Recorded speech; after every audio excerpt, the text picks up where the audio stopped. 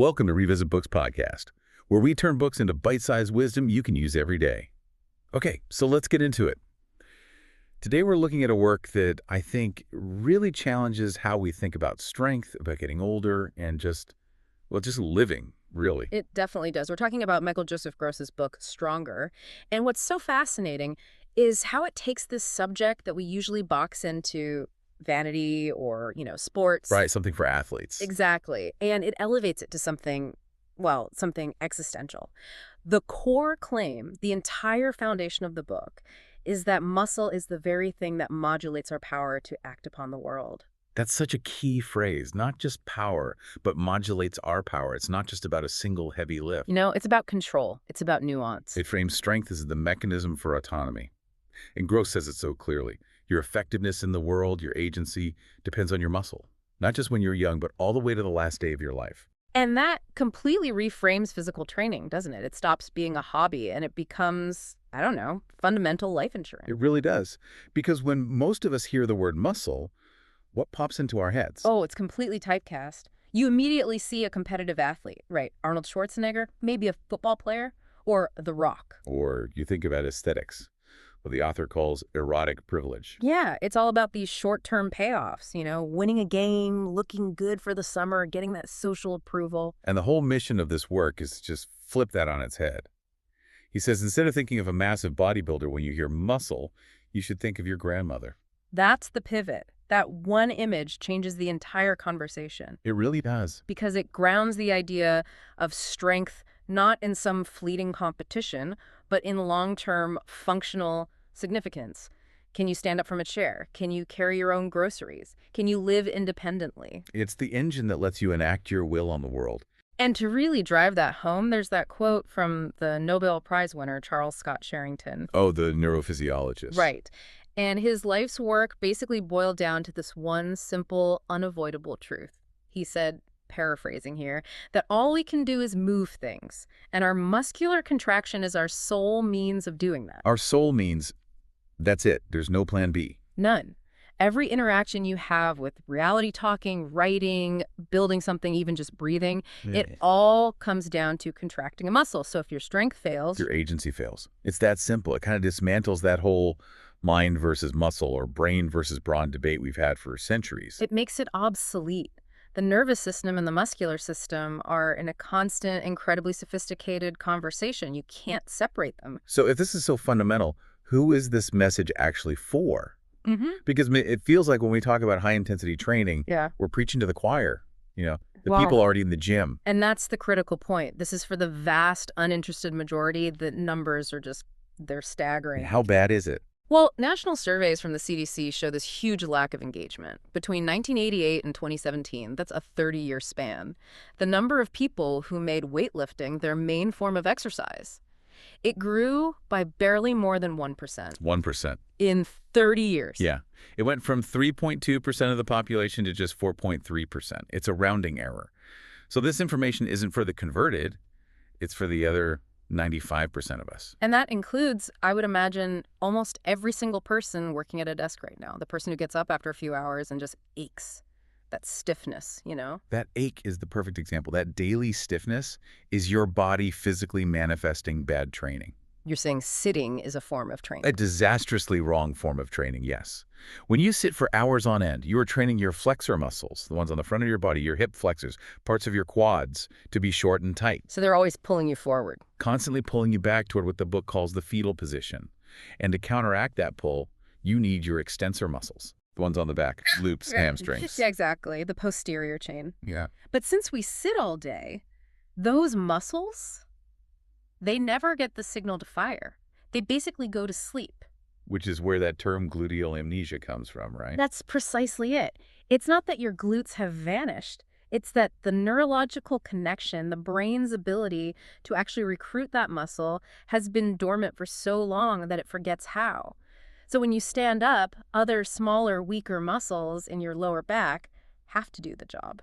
And that's where the pain comes from. That's the chronic ache. So sitting isn't passive. It is actively training your body for imbalance and pain. When you put it like that, it makes active strength work feel, well, not optional. It's essential maintenance. And this is also for I suppose the skeptic, the person who hears all this and thinks it sounds like, Jim Bro science and wants to see the real evidence. Yes, and you have to acknowledge there's a long history of medical and cultural antipathy towards strength. It's not a new thing. How far back does that go? Oh, ages. The ancient physician Galen, for instance, he wrote with real venom about muscular men. He said they were mindless like the irrational animals because their souls were, and this is a quote, extinguished as if beneath a heap of filth by all that flesh and blood. Wow. So the idea was that brawn actively pushes out brain. That was the belief. That physical bulk was a degenerative force that stole vitality from the mind, and that bias just carried on for centuries. Even into modern medicine, right? Absolutely. When Dr. Thomas DeLorme started using heavy weights to rehab injured soldiers in World War II, his colleagues were openly hostile. They just hated the idea. They felt the mere mention of large muscles provokes a decided antipathy. And you had those totally bizarre fallacies, like in the 19th century, the fear that big pecs could crush your lungs or something. Yeah, that it could damage your ability to breathe. It sounds absurd to us now, but it shows you how deep that fear of muscle went. And it's precisely because of that long shadow of misinformation that the hard evidence in this book is so important. Okay, so let's dig into that evidence. Let's move to the key takeaways. The first one is this idea that strength isn't simple. It's actually a paradoxical system of orchestrated tension. Right. We have this grade school model that strength is just, contracting a muscle, squeezing it. Like doing a bicep curl. Exactly. We focus on the bicep shortening. But for that movement to be smooth and controlled, the opposing muscle, the tricep, has to relax and lengthen at the exact same rate. Then to lower the weight, the roles reverse. The tricep contracts, and the bicep has to lengthen under tension. So any given movement depends just as much on the muscles that are relaxing as the ones that are contracting. It's a coordinated dance. It's a symphony of managed tension. And when that symphony is out of tune, especially when training is too narrow, you get what the book calls the sport-specific paradox. Which usually shows up as a pretty devastating injury. The classic ACL tear is the perfect example. Think about a young soccer player. They spend years training for one thing: explosive forward movement. Kicking, sprinting, jumping. So their quads and hip flexors get incredibly strong. Unbelievably strong. But then, in a game, they have to suddenly stop on a dime or cut or change direction, and all that massive forward force generated by the front of their body completely overwhelms the back. The posterior chain, the glutes and hamstrings, they just can't handle the brakes. They're not strong enough to act as the brakes. The propulsive force in the front is way stronger than the stabilizing force in the back. The knee is left unprotected, it twists and pop. The ACL is gone, it's a failure of symmetry. The body breaks at its weakest link. And that link was a muscle that got ignored because it wasn't a go muscle, it was a whoa muscle. Precisely. And that brings us right back to the desk worker. If sitting creates that same kind of imbalance, a dominant front and a weak back, we need a specific action to restore the balance. And this is where the hip thrust comes in as a key exercise. It's such a targeted movement. By resting your upper back on a bench and thrusting your hips up, you are forcing the glutes, the biggest muscle in your body, to do their primary job: hip extension. It's a direct counterattack against the tightness in your hip flexors. So you're basically reteaching the whoa muscles how to win that tug of war against the go muscles that sitting is overtrained. You're reestablishing a balanced system. You're actively fighting gluteal amnesia so your lower back doesn't have to carry the burden anymore. It's fascinating that a classics professor is one of the people popularizing this. It connects back to that idea of the body as a well-governed city-state. That's Aristotle's analogy. He said the body works best when the soul is like a wise leader, and all the individual parts, the muscles, do their jobs out of habit because they know it's the right thing to do. So functional symmetry is like a form of physical virtue. It is. And the ancient Greeks even had a political term for health: isonomia, which means equality or democracy, a balance of all powers in the body. And what do they call imbalance? Monarchia, autocracy. When one power dominates, it leads to tyranny and disease. The stiffness and pain of a desk worker, that's muscular tyranny. That is a stunning way to think about it. Which brings us to our next major point. What happens when the medical world ignores this tyranny? That's the second takeaway. High-intensity resistance training is essential medicine. This is a direct challenge to decades of medical skepticism. For most of the 20th century, the dominant belief, the neural paradigm, was that you couldn't actually grow muscle after a certain age, maybe 50 or 60. So any strength gains in older people were just, Eh, their brain getting better at using what was left? that's exactly it. They called it neural activation, just learning to recruit existing, dwindling muscle fibers more efficiently. It was a very pessimistic view. And it became a self-fulfilling prophecy, I assume. Doctors told older people not to lift heavy things, which just made them weaker. It basically prescribed frailty. But that entire dogma was shattered by what the book calls the Fiatarone Revolution. Led by Dr. Maria Fiatarone Singh. Right. In the late 80s, she decided to test this dogma by working with the frailest people she could find. Residents at the Hebrew Rehabilitation Center in Boston. Average age, 88. Multiple chronic conditions. These were people at the absolute end stage of muscular function. So she gave them, light resistance bands, water aerobics? Not even close. This is what was so radical. She became the first doctor to train nonagenarians and centenarians with heavy weight training. 3 sets of 8 reps at 80% of their 1-rep max. 80% of a 1-rep max. Right. For an 88-year-old, that sounds risky. I imagine there was a lot of pushback. Immense pushback. The prevailing wisdom was this would cause heart attacks, broken hips, you name it. But the results were undeniable. She proved that real muscle growth hypertrophy could happen even in people in their 90s. Is there one specific story that stands out? Dorothy Tischler. She was 92. When she started, she could lift 17 pounds with each leg. After just 8 weeks of training, she was lifting 60 pounds per leg, a more than 3-fold increase. And she told a reporter, "I become younger. Now I walk better than my daughter, who's only 72. The muscle was responding aggressively. But it's the functional impact that really matters, What's right? that? It's not just about the number on the machine. That's the calculation that changes everything. One of Fiatarone's colleagues put it this way. If standing up from a chair takes 70% of your maximum strength, it's a huge effort. You're at high risk for a fall. A daily struggle. But if training doubles your strength, that same act of standing up now only takes 35% of your max effort. It goes from being a major struggle to a trivial event. That's the difference between dependence and independence. And yet, this problem of muscle loss was so ignored, it needed a new name just to get attention. Sarcopenia. Right. Dr. Erwin Rosenberg coined the term, which just means flesh loss. Yeah. He said doctors often ignore a problem until it has a fancy-sounding scientific name. Like osteoporosis. Exactly.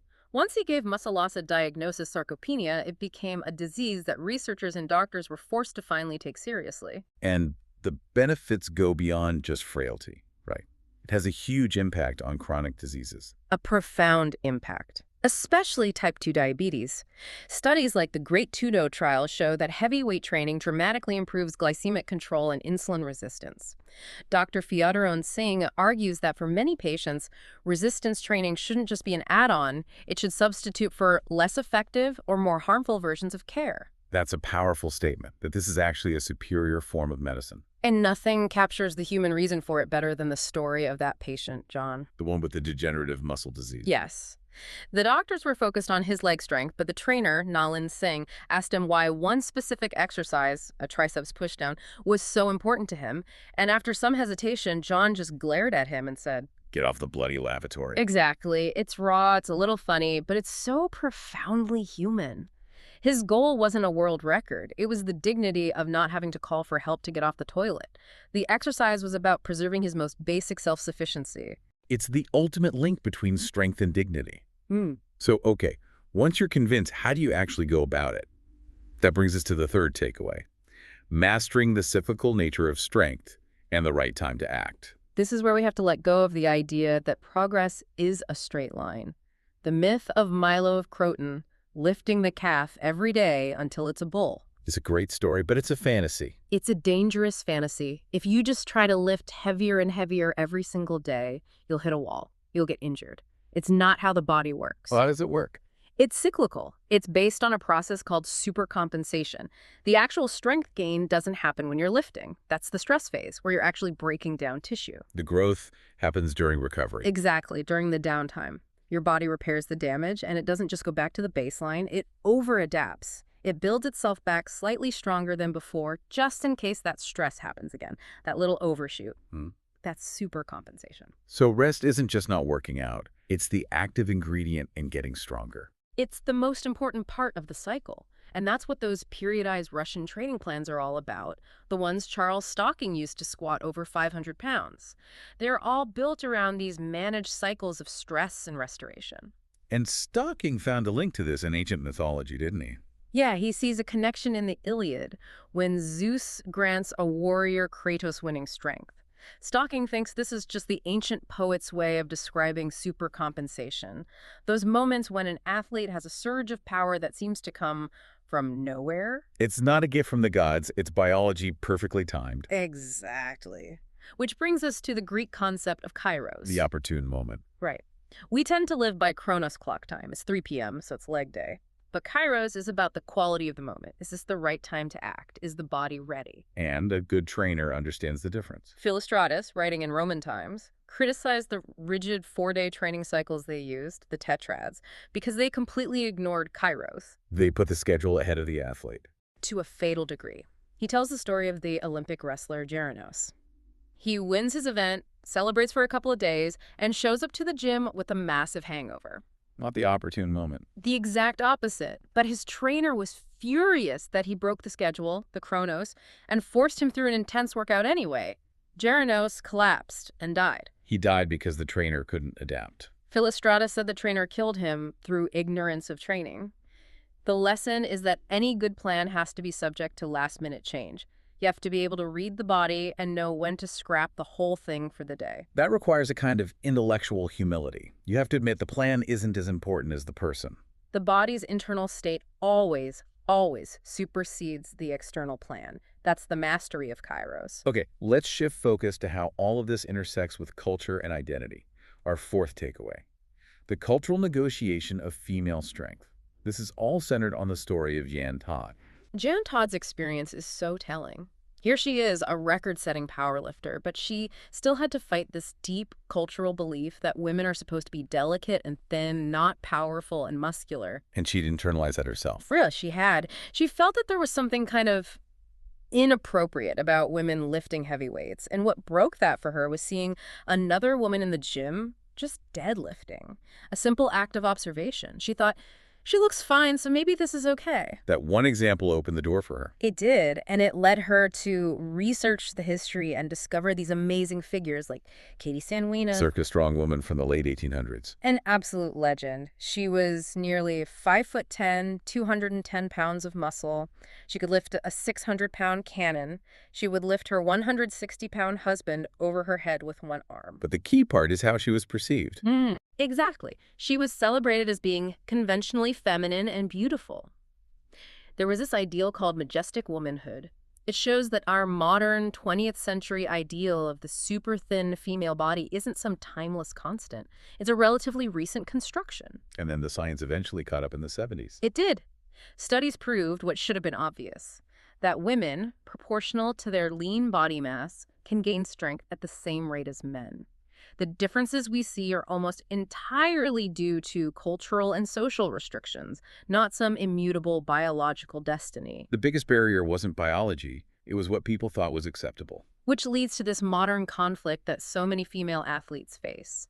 This tension between the performance body, the one that is strong and functional, and the appearance body, the one that society says should be thin and non-threatening. And Jan Todd felt that acutely, even at the peak of her powers. Oh, absolutely. She talked about squatting 500 pounds and being filled with this dread, this self-consciousness. She knew what it looked like. Your face gets red and puffy, your eyes pop.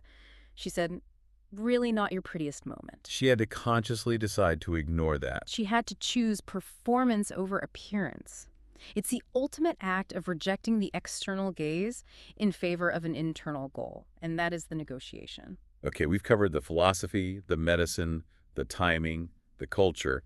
Let's bring it all together with a final message, the imperative to act. And we have to start with the frustrating disconnect between all this evidence and what's actually happening in our institutions, the policy omission. The medical system just hasn't caught up. Not even close. One survey showed only 15% of recent med school grads felt they were adequately trained to prescribe exercise.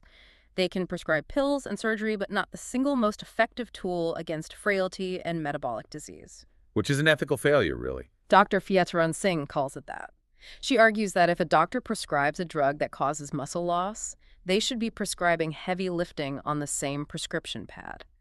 But resistance training is still just an afterthought, a glaring omission in so many programs. So if the system isn't going to lead, the responsibility falls back on the individual. Strength has to become a lifelong practice. That's the bottom line. It's never too late, as the nonagenarians proved. And it's never too early, as her studies on adolescence showed. This isn't about vanity. It's a life and death issue of functional independence. But our entire world seems engineered to stop us. Everything is about convenience. And that is the greatest challenge. Escalators, remote controls, Roomba vacuums. Every invention is designed to make things easier. And that acceleration of ease directly causes an acceleration of muscle loss. We have to consciously learn to seek out opportunities to make things harder. Take the stairs. Stand on one leg while you brush your teeth. Little things, constantly. It's a low-level vigilance to preserve your own agency. So let's end with that final image, the one that ties it all together. The final provocation. It's Jan Todd's story after her accident. An SUV rolled over her, crushed dozens of bones. Horrific. And as part of her recovery, she started her own Jan of Crotona workout, a nod to Milo. But instead of a calf. She got a bull mastiff puppy named Pudgy, and her workout was simple. She lifted the puppy every single day. A perfect example of progressive resistance. The load just naturally increases as the puppy grows. It's perfect. The puppy grew from 22 pounds to 56 pounds, forcing her body to adapt, to rebuild. But she also knew that one day the puppy would get too big for her to lift. She accepted the limit. She accepted the limit, and that's the whole story. It's a commitment to continuously moving beyond your past circumstances, pushing your present capabilities, but also understanding your constraints. It's about creating possibilities for the future. Strength isn't a monument to what you used to be able to do. It's the tool you use every single day to build the future you want to live in. One heavy, growing lift at a time. That's today's breakdown. While this discussion cannot replace the book's full text, it can offer a glimpse into its teachings. I hope you found this discussion helpful, and I look forward to sharing more. Let me know what book next you want to discuss.